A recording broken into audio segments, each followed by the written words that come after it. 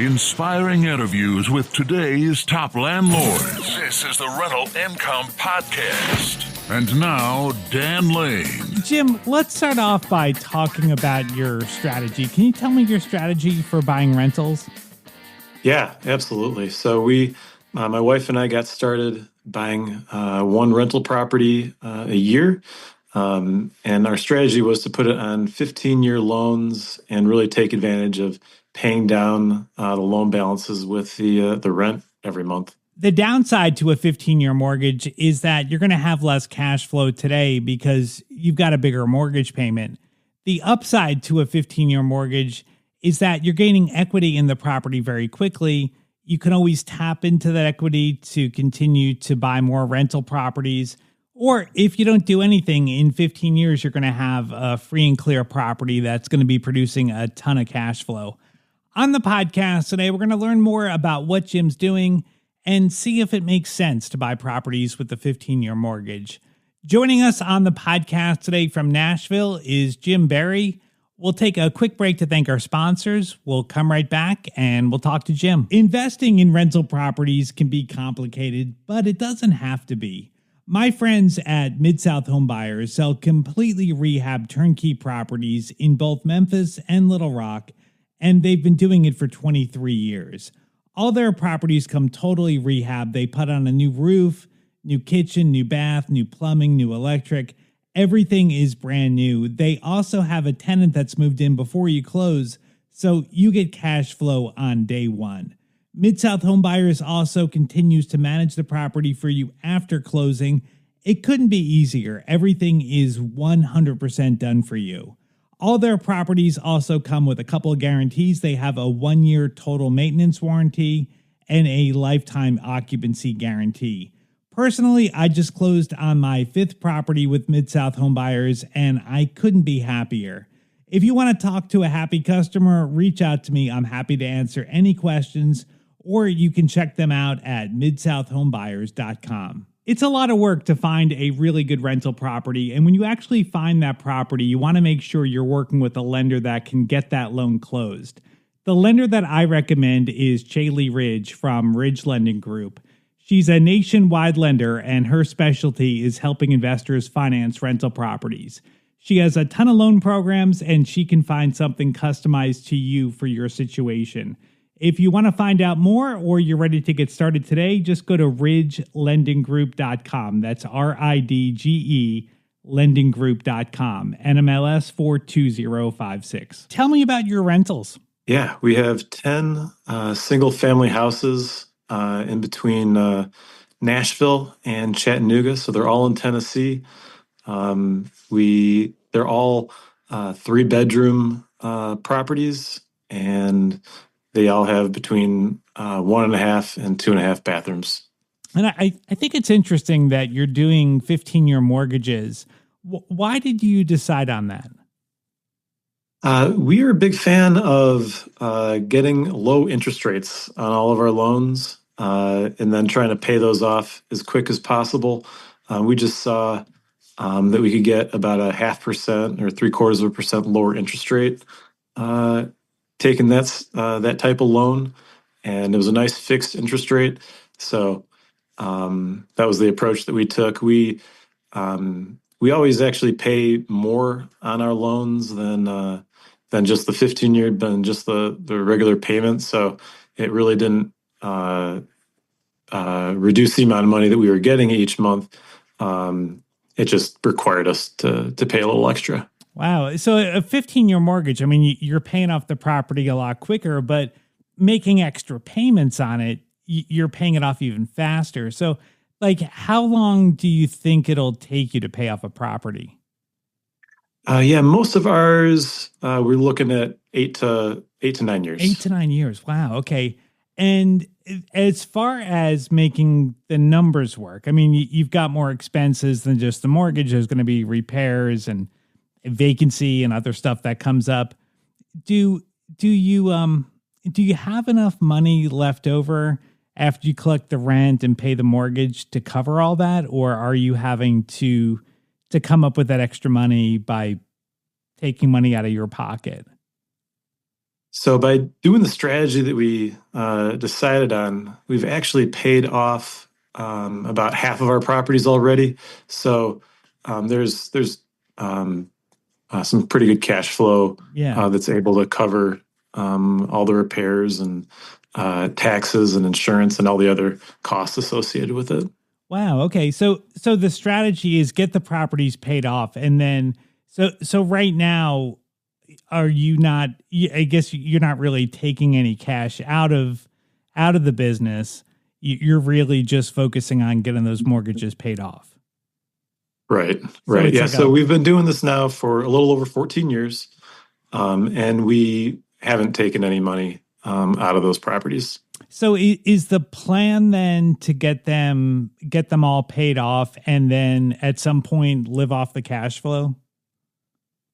At some point, right now we're thinking pay them off and then use the extra money to buy additional properties. Mhm. But at some point, yeah, to use that to just be our retirement source of money. Now, do you ever feel that it's maybe a little bit risky? And obviously everything's worked out, but if something happened and maybe you lost your job, or you had less money to cover the properties, do you ever feel, or did you ever feel any risk to your strategy? Uh, nope, never really did. We purchased the homes at good prices in good areas that were given some pretty good rental income. The longest they've ever been vacant was really maybe 3 to 4 weeks. So the vacancy was pretty minimal. So there was really never a period where there was a lack of money coming in.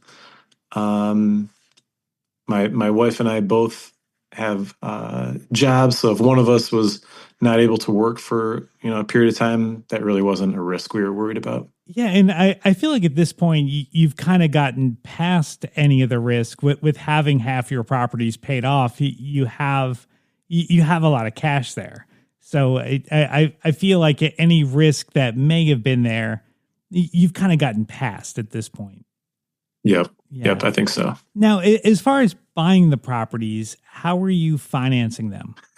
Yeah, we were using our local bank and putting 25 to 30% down, and so just pretty traditional financing. We do have a line of credit on our house that we can tap into if we needed that for some bigger repairs or some additional money down while we were buying the places. Um, but for like the majority of buying those houses, it was just traditional financing.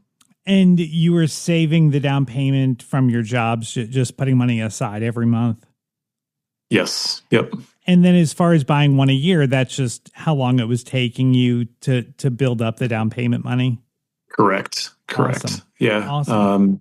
And for us, and we wouldn't do huge renovations on these properties when we would get them. For the most part, it was paint and flooring, so it would be maybe 8 to 12 thousand of renovations on a property. But we wanted to make sure we also had enough money to fix those properties up. Mhm. And how are you finding, how are you finding your deals? So when we got started, we were really taking advantage. We got started around 2010, 2011, and there was a lot of foreclosures out there. So we were looking at the at auctions. We were looking at foreclosures that were being posted on the MLS, um, and that worked great for about 4 years.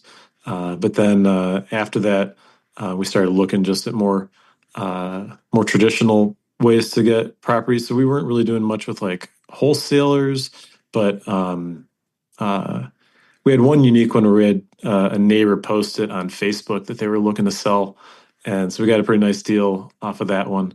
But the rest of them were with real estate agents and through the MLS. It's an interesting time that you started. So 2011 was kind of at the bottom of the market, and the market has really just gone up of pretty much every year since then. So Well, was it hard to pay more for properties when you're used to getting these really good deals on foreclosures, and then as the years went by, you're having to pay more? Well, was that kind of hard to wrap your head around? It's an interesting dynamic when you see the properties go up like they had, and you find yourself paying quite a bit more money for a very similar property. We have four townhouses in the same neighborhood, but we had bought them over a 4 or 5 year period, and the last one that we bought, we paid about 50% more than the first two that we had bought, Wow. and you're right. That is it's kind of tough to swallow saying, wow, I'm paying so much more for the exact same property. But we just saw that the market in Nashville was really doing well. We saw that the tenant quality for that area was really good. And so we wanted to get more and more properties in that neighborhood. And since we bought that last one, they've continued to gone up another Yeah. 30 to 40%. Now, the downside is you're having to pay more, but the upside is that the houses that you bought early on have appreciated and you've made a lot of equity. Do you have any plans, or have you tapped into any of that equity to help you grow your portfolio? Yeah, we did one. So in 2022, we wanted to start investing in the Chattanooga market. And that's about a 2-3 hour drive from where we live. So we actually sold the very first property that we bought. We had bought it for about 70,000. We sold it for about 250, 260. And we took the money that we had from that. We did a 1031 exchange, and we were able to get that paid for the down payment as well as renovations on 3 single-family houses in Chattanooga. Wow. And all three of those properties had the same rent as the property that we sold in Nashville. So that one worked out really well. So the three properties were all, so what was it? The total rent for all three was the same as the one you sold, or that the one that you sold, like you're basically getting triple the rent? Yeah, getting triple the rent. Triple the rent. Wow. Incredible. Incredible. So walk me through the 1031 exchange, because getting the timing right can be a little tricky. Can you kind of walk me through the whole process? Sure. I'm not a tax specialist, but roughly you have to purchase something that is worth more than what you sold. From the time that you sell it, you have, I believe it's like 90 days to identify the properties that you're going to be moving the funds into, and then you have, I think it's like 6 months to close on those properties. So was it challenging to find three? Getting the house sold, I assume, was pretty easy, but then finding three deals within that time frame, was that difficult? It did create a little anxiety, especially since this was the first and only time I've done that approach. The first two properties we were able to find really quick, and then the third one, we had a couple deals that fell through, and then another one that we ended up closing on. So it did get a little bit interesting toward the end, since we had such a short window to identify those properties. But we had a great real estate agent that was helping us out and found us lots of good options. So it ended up working out really well. And was it hard to learn Chattanooga? I mean, you live in Nashville, and Chattanooga is what, a couple hours away? It is. It is. So there are quite a few different neighborhoods and nuances with that market that we got to learn. We had taken a couple trips to kind of get a feel for the city and realize that's where we wanted to do our next investments in. And the three properties that we bought were actually pretty far from each other. They're all in different sections of the city. But we kind of diversified a little bit within that Chattanooga market. but they've all found really good tenants, really good working class tenants. Something that we always look for in our investments is we like, I'll call it like the hardworking tenants. So firemen, policemen, teachers, people that as they're working, if they ever lose their job, it's kind of easy for them to go find another job. And if they ever move out, there tends to be a lot of tenants that can move in and fill in those houses. So so we were pretty excited about those properties in Chattanooga. Did you have a realtor helping you? We did. Okay. Yeah, it was also kind of interesting, locating a realtor in a different market. But we had a good suggestion from our property manager that also manages properties over in that market. And so they made a really good recommendation and got some great advice from that realtor. So you went down there, and then did you go down there and then see the properties and make offers, or did you find the properties online once you became familiar with the neighborhoods? Yeah, we became familiar with the neighborhoods first. Then we went online and started looking for prices that kind of fit our buy box. And at that point, we were making offers just through the computer and through the phone. So it's sight unseen. Like, so your agent would go over there and like just pick some pictures of the properties. Yep, we just did FaceTime. Okay, as he was walking through them. Okay, so then you would make the offer, get the property, close on it. Did you go down there before closing to actually put eyes on it, or did you just have a good feeling off FaceTime? We did go there to get our eyes on it before closing, and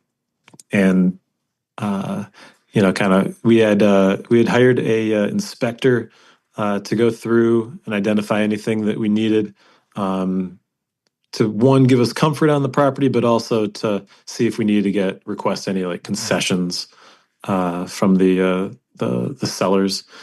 And then went over there, walked the properties, and then after closing, we went back there again and met the vendors that were going to do the work and do the painting and the flooring and whatever the properties needed to get them rent ready. Yeah. I mean, that just makes so much sense. I mean, selling the property that had appreciated, buying 3 properties that give you triple the rent. I mean, that's really such a great way to grow your portfolio. Do you see yourself doing that with other properties that have appreciated? Great question. Right now, I don't see that happening in the near future. I think that when the properties do go vacant, you start wondering, does it make sense to sell and do that same maneuver again? Right now, all of our properties are occupied, and we're hoping that, I think we have like only 2 or 3 that are going to be coming up for vacancy in the next 6 months. So we're hoping those tenants end up renewing. But if they do, it's something we'll probably consider. Yeah. So, as someone that's owned properties now for 14 years, I mean, you've been doing this for a really long time. Have you had any like really big expenses or like really challenging times as an investor? In the beginning, we went through some tough times. We were self-managing the property and made the mistake of we had a property that was on the market for a few months, and so we ended up letting someone in that really would not have qualified with our current policies. And I would hear sob stories every month, and I would continue to give the tenants additional chances. But they went from being 1 month late to 2 months late to 2.5 months late to 4 months late. And it was really frustrating, and I didn't evict them fast enough. And so that was a big learning lesson, that it's really important as a landlord to have a good quality lease and then follow the rules of your lease as far as late fees.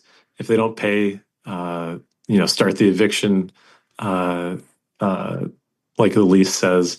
And so that was a good lesson. Yeah, you really can't let that go because as the tenant gets further and further behind, it becomes really difficult for them or really for anyone to get caught up. I mean, if you're behind 3 or 4 months on rent, that's a lot of money. That's a really, really good lesson. Have you had much turnover, or do your tenants tend to stay for multiple years?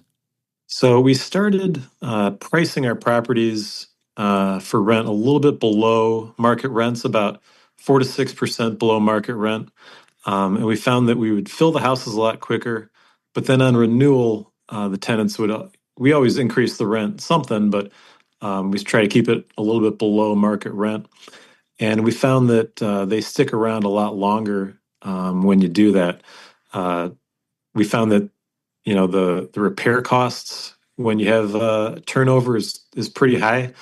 And so if we were able to keep the tenants in there, longer, 3 years, 4 years, 5 years, it really increased our profits. So that helped out a lot. They would stick around a lot longer. Right now we're looking at about right around 3 years is our average length of the tenants are in there. Pretty good. Keeping those turnovers down is really the key to being profitable with your rental. Well, if anybody wants to reach out to Jim, I've got his contact information on the website. You can find it at rentalincomepodcast.com/episode 510. I'd like to thank our sponsor, Chaley Ridge from Ridge Lending Group, for making this episode possible. If you're looking to buy a rental property, whether you're just getting started or you want to add to your portfolio, reach out to Chaley. She's got a ton of different loan programs, and you can track her down at ridgelendinggroup.com, NMLS 42056. Thank you so much for checking out the podcast today. If this is your first time here, make sure you hit that follow button. I put out a new episode every single Tuesday. And if you're following the podcast, you'll get notified as soon as the next episode comes out. My name is Dan Lane, and this has been the Rental Income Podcast.